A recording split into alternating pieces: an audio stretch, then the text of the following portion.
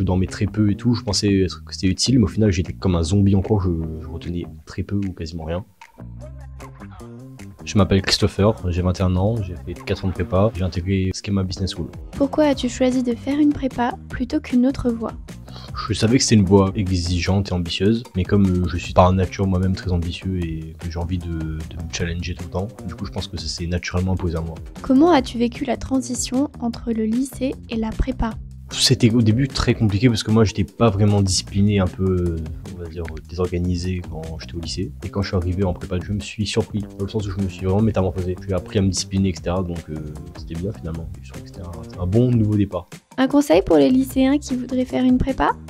Je leur dirais de se discipliner en fait. C'est vraiment ça. Enfin, c'est vraiment de faire un planning.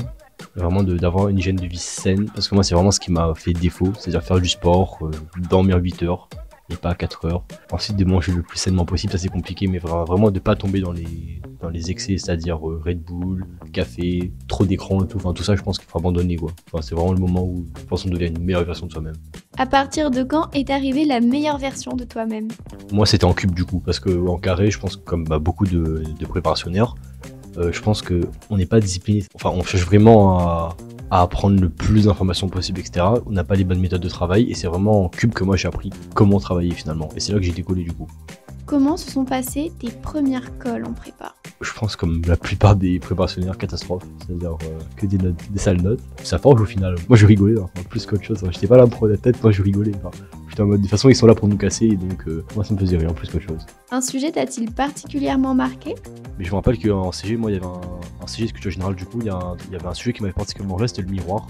Et moi ce qui m'a fait rire dans cela, c'est qu'il y avait en fait ma prof de CG du coup, c'était un peu une femme un peu narcissique et elle avait un miroir sur la table pour se regarder elle-même. Et en fait je pense que c'était une coïncidence, mais du coup moi je t'en fou rire toute la colle.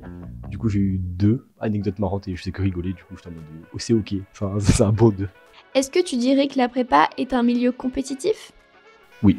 Franchement, je pense qu'il y a beaucoup de gens qui sont dans cette mentalité de compétition, etc. Moi, je pense que, enfin, c'est dommage parce que je pense qu'au contraire, il faut s'entraider. Après, il y a quand même des gens qui sont assez optiques et c'est vraiment avec eux que je m'entendais le mieux finalement parce que c'est eux qui vont passer des fiches, qui vont donner des conseils et tout. Et si tout le monde était comme ça, je pense que ce serait un milieu encore beaucoup plus intéressant parce que même j'entends etc. des entrepreneurs, ce qu'ils disent c'est que finalement, il faut s'entourer dans la vie. Enfin, plus qu'on s'entoure et mieux c'est. Moi, j'ai été on va dire seul au début, mais c'était peut-être une erreur au final. Je pense que je vais peut-être pas autant me replier sur moi-même. Est-ce que la prépa a impacté ta vie de famille?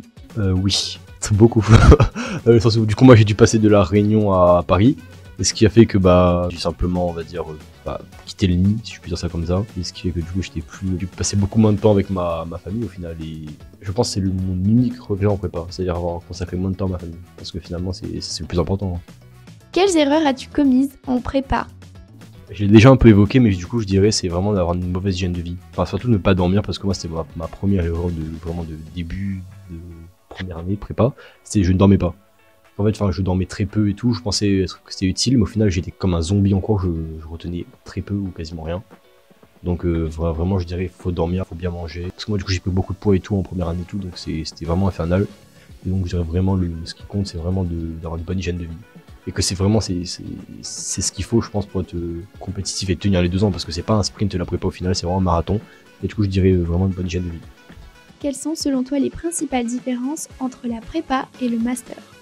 Je sais pas. Enfin, je dirais du coup, je pense que la prépa c'est plus dans le travail, dans la discipline, et je pense que le master c'est plus, on a plus de temps libre, mais du coup là encore c'est plus challengeant dans le sens où c'est à nous de bien s'organiser, je pense. C'est qu'en fait on a du temps libre, mais c'est à nous de savoir l'utiliser à bon escient. Tandis qu'en prépa, tout notre temps on le consacre à un objectif, et en master on n'a pas d'objectif au final, donc c'est à nous d'utiliser ce temps à bon escient, et c'est ce que j'ai fait essayer de m'employer à faire.